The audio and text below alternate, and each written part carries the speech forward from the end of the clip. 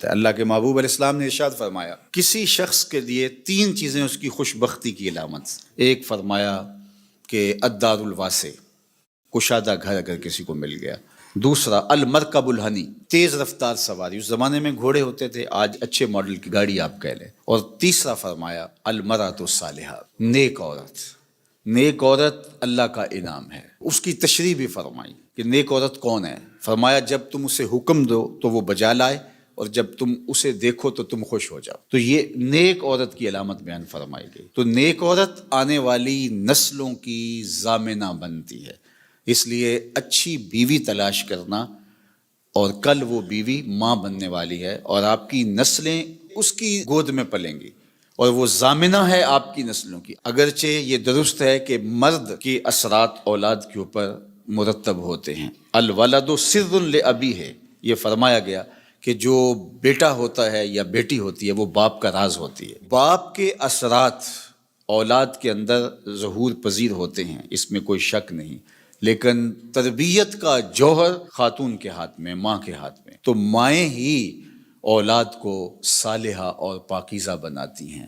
اللہ اکبر! اگر ماں مائی راستی ہو تو بیٹا فرید الدین گنج شکر ہوتا ہے، اور ماں ام الخیر ہو تو بیٹا شیخ عبد القادر جیلانی ہوتا ہے، اور اگر ماں فاطمہ ہو تو بیٹا حسین ابن علی ہوتا ہے۔ اس لیے جو نکاح کا معیار اسلام نے دیا ہے، اللہ کے محبوب علیہ السلام نے ارشاد فرمایا عورت سے نکاح 4 وجہ سے کیا جاتا ہے۔ یعنی کوئی بھی کسی سے نکاح کرتا ہے تو اس کے جو دواعی ہیں، جو محرکات ہیں، وہ 4 ہیں۔ سب سے پہلا فرمایا لمالہا، عمومی طور پہ یہ لوگوں کے رویے ہیں جو حضور نے بیان فرمایا۔ مال کی وجہ سے لوگ کسی سے نکاح کا رشتہ جوڑتے ہیں۔ دوسرا فرمایا لحسبہا، کسی کے حسب و نسب کی وجہ سے، خاندانی وجاہت کی وجہ سے رشتہ جوڑا جاتا ہے۔ تیسری بات فرمائی ولجمالہا، کسی کی خوبصورتی کی وجہ سے رشتہ جوڑا جاتا ہے۔ اور پھر آقا کریم علیہ السلام نے چوتھا فرمایا لدینہا، کسی کے دین کی وجہ سے اس کے ساتھ رشتہ جوڑا جاتا ہے۔ پھر آقا کریم نے فرمایا کہ تم اپنے غلاموں کو تلقین فرمائی کہ تم نکاح کرتے ہوئے دین دیکھا کرو۔ اللہ اکبر!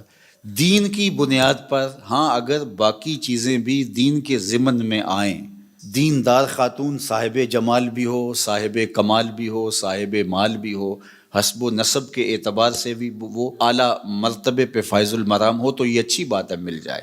لیکن پہلی چیز جو ہے اس کا دین ہے، چونکہ اگر خاتون دیندار ہوگی تو نسلوں میں دین پھیلے گا۔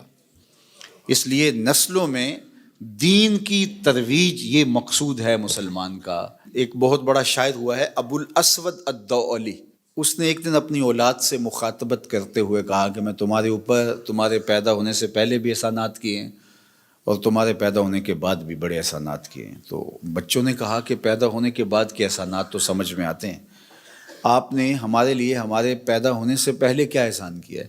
تو ابو الاسود الدؤلی کہنے لگا کہ میں ایک شاعر تھا، اور شاعر کی طبع میں حسن پسندی ہوتی ہے۔